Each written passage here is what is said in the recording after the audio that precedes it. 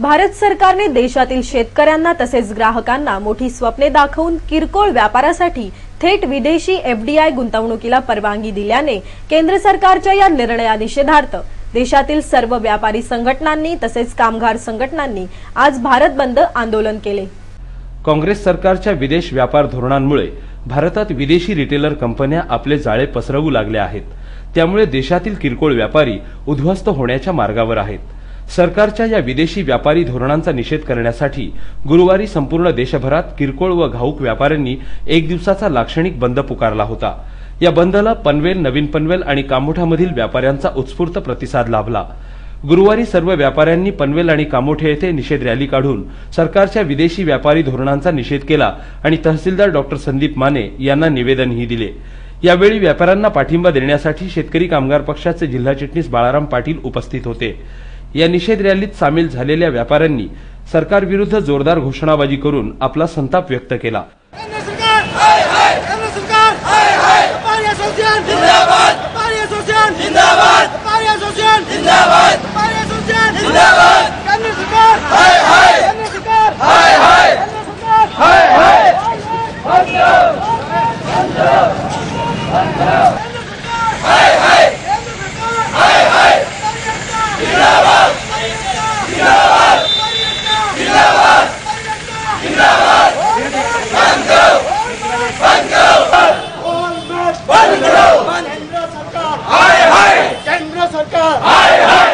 दरम्यान काही व्यापाऱ्यांनी आमच्या प्रतिनिधीशी बोलताना सरकारच्या धोरणांवर सडकून टीका केली।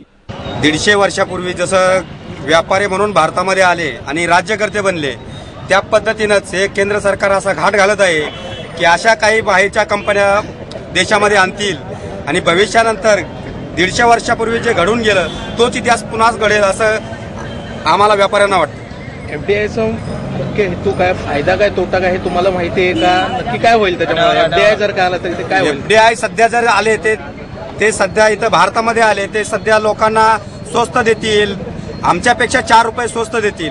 पण भविष्यात ज्या वेळेला आमचं सगळं नुकसान होऊन आम्ही बंद पडू त्यावेळेला हे आत्ता 4 रुपये कमी देतात पण त्यावेळेला 10 रुपये जास्त रुपयानं खरेदी करावी लागेल। याचा ग्राहकांनाच तोटा होणार आहे। सरकार जे सध्या मिडल क्लास किंवा जे गोरगरीब आहे त्यांच्या विरोधात जाते असं दिसतंय। महागाई असो किंवा पेट्रोल डिझेलचे दरवाढ आणि एफडीआयचा प्रश्न असो किंवा अण्णा हजारे आमदेव, त्याबद्दल सरकारबद्दल तुमचं मत काय? सरकारबद्दल आम्ही सर्व नाराजच आहोत। हा कायदा सरकारला कोणत्याही वेळी रद्द करावा लागेल। रद्द जर करत नसेल तर आम्ही सरकार 1 कोटी लोकांना रोजगार देण्याचं आश्वासन देते पण आपल्या देशामध्ये 4 ते 5 कोटी व्यापारी आहेत। 4 ते 5 कोटी व्यापाऱ्यावर कमीत कमी 24 ते 25 कोटीचा रोजगार उपलब्ध आहेत। 1 कोटीसाठी 24 ते 25 कोटी जनतेला त्यांना जर काही ढकलायचं असेल तर आम्ही मान्य करणार। आमच्या अस्तित्वाचा जर प्रश्न येत असेल तर आम्ही आज जे मोर्चाने आलो याच्या पुढे आम्ही बेमुदत बायका मुलांसहित आम्ही उपोषणाला बसणार नाही। त्याच्यावर जर नाही सरकार आणलं मग आम्ही हिंसेचा अवलंब केल्याशिवाय राहणार नाही। मग त्यावेळी देशातल्या सरकारने काही करायचं असेल ते आमची सर्व तयारी आहे। आम्ही हिंसेचा मार्ग अवलंबू। एकूणच व्यापाऱ्यांचा असंतोष पाहता सरकारने आपल्या विदेशी व्यापारी धोरणांमध्ये बदल करायला हवा जेणेकरून देशातील किरकोळ व्यापाऱ्यांचे अस्तित्व धोक्यात येणार नाही। अन्यथा ज्याप्रमाणे ईस्ट इंडिया कंपनीच्या माध्यमातून इंग्रजांनी भारतामध्ये व्यापार क्षेत्रात पाऊल टाकून देशावर 150 वर्ष राज्य केले तशीच परिस्थिती पुन्हा उद्भवली तर नवल वाटायला नको। कॅमेरामन विजय खुटलेसह कर्नाळा आजतकसाठी हरीश मोकल आणि बळीराम फडकेचा रिपोर्ट। पनवेल नगरपालिकेच्या सार्वत्रिक निवडणुकीकरिता निवडणूक आयोगाने कंबर कसली असून मतदान व मतमोजणी प्रक्रियेची तयारी पूर्ण झाली आहे। त्याबाबतीत अधिक माहिती देण्यासाठी निवडणूक अधिकारी पांडुरंग मगदूम यांच्या वतीने बुधवारी पनवेल उपविभागीय कार्यालयामध्ये एका पत्रकार परिषदेचे आयोजन करण्यात आले होते। 8 डिसेंबर रोजी होणाऱ्या पनवेल नगर परिषदेच्या सार्वत्रिक निवडणुकीकरिता निवडणूक आयोगाने कंबर कसली असून मतदान व मतमोजणी प्रक्रियेची तयारी पूर्ण झाली आहे। त्याबाबतीत माहिती देण्यासाठी निवडणूक अधिकारी पांडुरंग मगदूम यांनी बुधवारी पनवेल उपविभागीय कार्यालयामध्ये एका पत्रकार परिषदेचे आयोजन केले होते।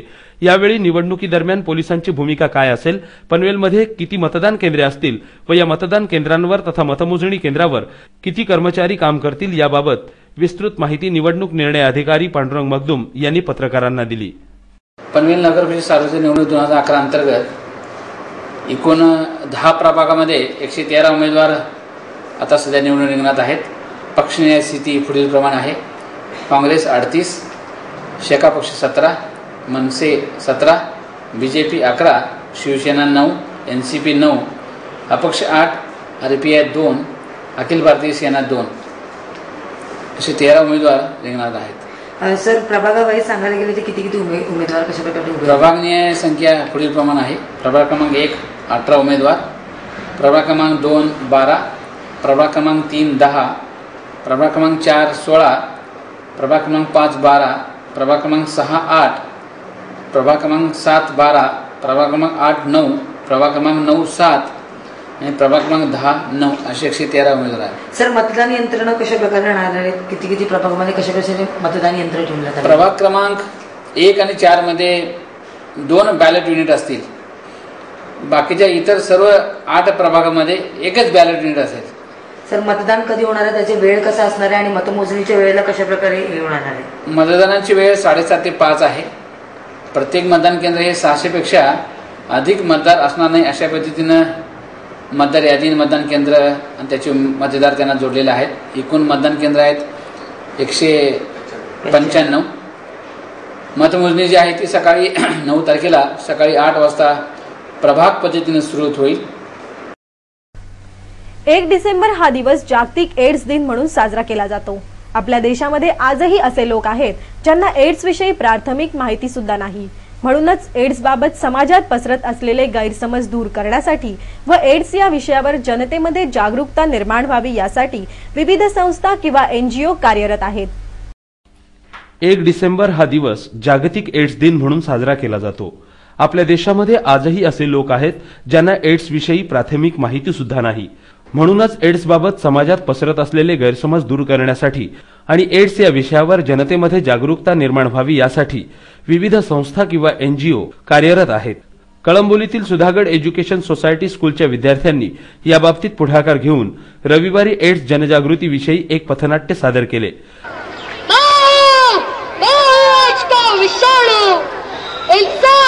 इंसान समझ जाया इन रोग लेकर देख देख अंजाम इसका, जीवन लेना ही बस काम इसका. कैसे बचे आखिर हम इसे, कैसे जागरूक करे लोगों को? देखो मैं बतलाऊंगा, सच्चाई से वाकिफ करवाऊंगा. अरे भाई और बहनों, एड्स यूं ही नहीं हो जाता है. ये होता है असुरक्षित यौन संबंधों से, ये होता है असुरक्षित रक्तदान से, हाँ, या फिर इस्तेमाल की गई सुई के पुनः प्रयोग से. पर हमने तो सुना था कि ये फैलने वाली बीमारी है. अरे भाई, ऐसा नहीं है. तो क्या ये HIV पीड़ित माँ के बच्चे को भी होती है? हाँ, लेकिन आजकल सरकारी अस्पतालों में इससे बचने के बहुत उपाय हैं. हाँ भाई, बहुत उपाय है. पर कहो नहीं, ये मरीज दया के पात्र नहीं है, बल्कि आपके प्यार के पात्र है. ये सभी हमारे तुम्हारे तरह काम कर सकते हैं. हाँ, काम कर सकते हैं और इन्हें भी जीवन जीने का हक है. एड्स विषयीच्या या जनजागरण मोहिमेमध्ये सेंट जॉर्ज आणि कार्मेल हायस्कूलच्या विद्यार्थ्यांनीही सहभाग घेतला. या एड्स जनजागरण मोहिमेबाबत कार्मेल हायस्कूलच्या प्रिन्सिपलनी आमच्या प्रतिनिधीला विस्तृत माहिती दिली. इसके बाद सिस्टर हम सब रैली का शुरुआत किया. रैली कार्मेल स्कूल से होकर सुधागढ़ तक चलाया. सब लोग अनुशासन से किया, जरा के सबको रिफ्रेशमेंट दिया. हमने लोगों को एड्स के बारे में अवेयरनेस रैली द्वारा, स्ट्रीट प्ले द्वारा किया. सबको धन्यवाद. हमारा जीवन, हमारा संदेश है कि जीवन एड्स से मुक्त रहे, जिससे कि आने वाले. एकूणच सुधागड एज्युकेशन सोसायटीच्या विद्यार्थ्यांनी एड्स विषयी जनजागरण मोहीम सुरू करून एक नवा आदर्श घालून दिला आहे. कळंबोलीहून कॅमेरामन लक्ष्मीकांत ठाकूरसह कर्नाळा आजतकसाठी हरीश मोकल यांचा रिपोर्ट.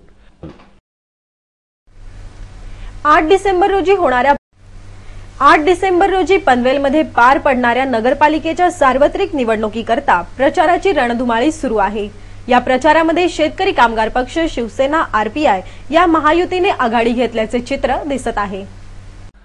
8 डिसेंबर रोजी पनवेलमध्ये पार पडणाऱ्या नगरपालिकेच्या सार्वत्रिक निवडणुकीकरिता प्रचाराची रणधुमाळी सुरू आहे। या प्रचारामध्ये शेतकरी कामगार पक्ष, शिवसेना, आरपीआय आणि राष्ट्रवादी काँग्रेस पक्ष या महायुतीने आघाडी घेतल्याचे चित्र दिसत आहे।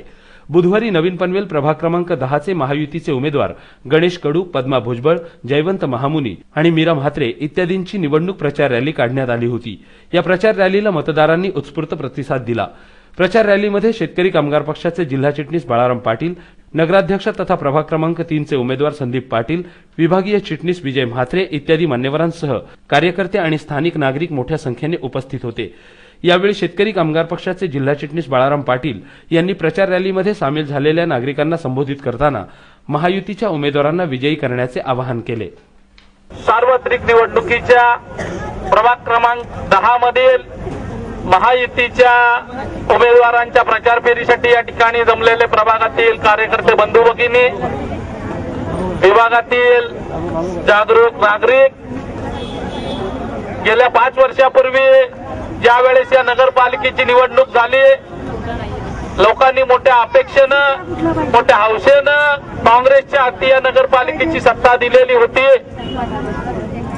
पण काँग्रेसच्या अप्पलपोट्या नेतृत्वाला या ठिकाणी सत्ता राखता आली नाही, आपल्या सहकार्यानं आपल्या बरोबर ठेवता आलं नाही आणि 2.5 वर्षाची जी कारकीर्द काँग्रेसची या ठिकाणी झाली, त्या कारकिर्दीमध्ये पनवेल शहराला, पनवेल नगर परिषदेला किमान 10 वर्ष मागे नेण्याचं काम या काँग्रेसवाल्यांनी केलं।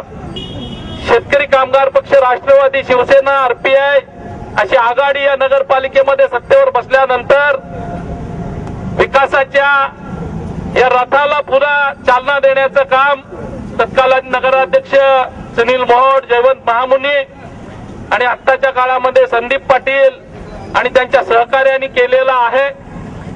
5 वर्षापूर्वी नगर परिषदेचं आणि 2.5 वर्षापूर्वी विधानसभेचं मत घेऊन गेल्यानंतर या मंडळींना या विभागाचा विसर पडला, या विभागातील नागरिकांचा विसर पडला।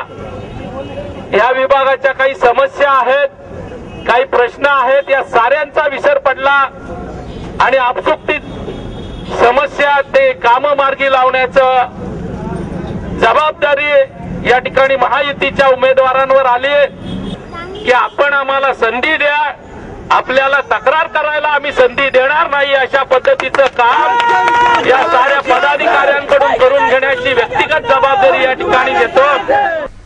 पनवेल नगर परिषदेच्या रणधुमाळीत काँग्रेस पक्षाने पनवेलच्या नागरिकांना वारेमाप आश्वासने देत आपला वचननामा प्रसिद्ध केला आहे। परंतु या वचननाम्यातील 36 पैकी 23 आश्वासने ही मागच्या निवडणुकीच्या वेळी दिलेली आहेत। या आश्वासनांची पूर्तता सत्ता असूनही न करता आल्याने पुन्हा 30 आश्वासने देत पनवेलच्या नागरिकांची फसवणूक काँग्रेस पक्ष करीत असल्याचे आमदार विवेक पाटील यांनी पत्रकार परिषदेत जाहीर करून आपला दमदार वचननामा सादर केला। शेतकरी कामगार पक्ष महायुतीने आपला निवडणूक वचननामा आज पत्रकार परिषदेत प्रसिद्ध केला। या वचननामा प्रकाशन सोहळ्यात जिल्हा प्रमुख बबनदादा पाटील यांच्या हस्ते या वचननामा पुस्तिकेचे प्रकाशन करण्यात आले। यावेळी आमदार विवेक पाटील, जिल्हा चिटणीस बाळाराम पाटील, माजी नगराध्यक्ष जयंत म्हात्रे, आरपीआयचे नेते जगदीश गायकवाड, चंद्रशेखर सोमण आदी महायुतीच्या नेत्यांसहित पत्रकार मोठ्या संख्येने उपस्थित होते। शेतकरी कामगार पक्ष महायुती जी आश्वासने देतो ती पूर्ण करतो।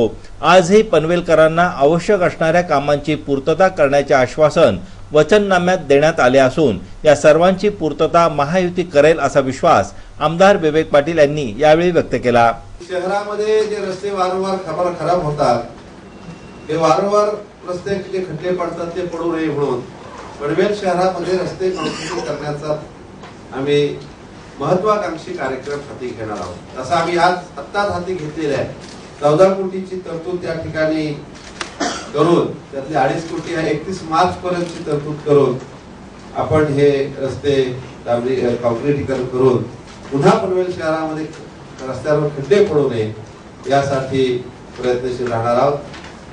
विशेष म्हणजे नगरपालिका म्हणजे पाणी पुरवठा, स्वच्छता आणि वीज पुरवठा एवढ्यापुरतं मर्यादित काम न ठेवता शहरांमध्ये आज जे फार मोठ्या प्रमाणाने चोऱ्या, घरफोड्या, महिलांच्या गळ्यातले दागिने खेचणे हे जे प्रकार होतात, ह्या प्रकारावर आळा घालण्याच्या दृष्टिकोनातून पोलीस यंत्रणेच्या मदतीला सीसीटीव्ही कॅमेरे बसवण्याचा एक महत्वाकांक्षी निर्णय आम्ही या ठिकाणी घेतलेला आहे. मुंबईत सुद्धा अजून सीसीटीव्ही कॅमेरे बसवण्याची सुरुवात झाली नाही, पण मला अतिशय अभिमानानं सांगेन शेतकरी कामगार पक्षाच्या ताब्यात असणाऱ्या खारघर ग्रामपंचायतीमध्ये मात्र या ठिकाणी सीसीटीव्ही आपण बसवले. कामोठा ग्रामपंचायतीच्या, कळंबोली ग्रामपंचायतीच्या माध्यमातून सुद्धा कामोठा कॉलनी आणि कळंबोली कॉलनीमध्ये सीसीटीव्ही बसवण्याचा निर्णय झालेला आहे आणि बसवलेले सुद्धा आहेत. याच्यामध्ये कळंबोलीमध्ये आपण बसवलेले सुद्धा आहेत. त्याच पद्धतीनं पनवेल शहरातल्या जनतेचे मालमत्तेचं संरक्षण करण्याच्या दृष्टिकोनातून हा सीसीटीव्ही कॅमेरा बसवण्याची एक योजना आपण घेणार आहोत. शेतकरी कामगार पक्ष महायुतीच्या वचननाम्यातील काही प्रमुख मुद्देही सविस्तरपणे आमदार विवेक पाटील यांनी पत्रकारांना सांगितले. दुसरा महत्वाचा प्रश्न असा आहे की बऱ्याचशा सोसायट्या मोठमोठ्या टावर्स पण झालेल्या आहेत, सोसायट्या झालेल्या आहेत, पण त्या ठिकाणी फायर फायटिंगची व्यवस्था देखील असते. अग्निशामक अग्नी रोखण्यासाठी आग लागली तर त्यासाठी असणारी यंत्रणा त्या ठिकाणी असते, पण ते नेमकी कशी वापरावी याचं प्रशिक्षण नसते.